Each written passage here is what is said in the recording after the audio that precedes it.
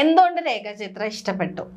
എന്റെ റീസൺ രേഖാചിത്രം ഇഷ്ടപ്പെട്ടെന്ന് പറഞ്ഞാൽ നമുക്ക് ആദ്യം തന്നെ പറയാം, ഇതിപ്പോ നമ്മള് ഇതില് ഹിറ്റായ സിനിമകളോ നമ്മളൊന്നും നോക്കിയല്ല, നമുക്ക് ഇഷ്ടപ്പെട്ട സിനിമകൾ അതിന്റെ പല കാരണങ്ങൾ കൊണ്ടായിരിക്കാം.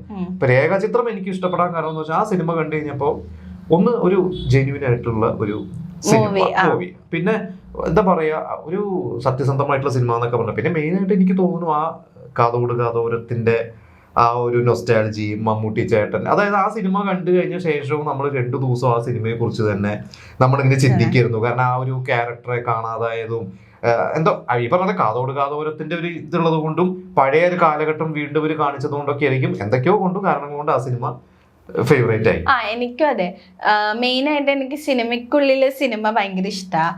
പ്രത്യേകിച്ച് സിനിമയ്ക്കുള്ള സിനിമ എനിക്ക് ആദ്യം തന്നെ ഓർമ്മ ഉദയനാണ് താരാണ്. അപ്പൊ അതേപോലെ ഒരു പടമാണ്. അതേപോലെ ഈ പറഞ്ഞ പോലെ തന്നെ നൊസ്റ്റാൾജിക് ഫീൽ പ്ലസ് ഒരു പുതിയ ഒരു അനുഭവം, ലൈക്ക് ക്രൈം ത്രില്ലർ നോക്കി അതും കിട്ടും.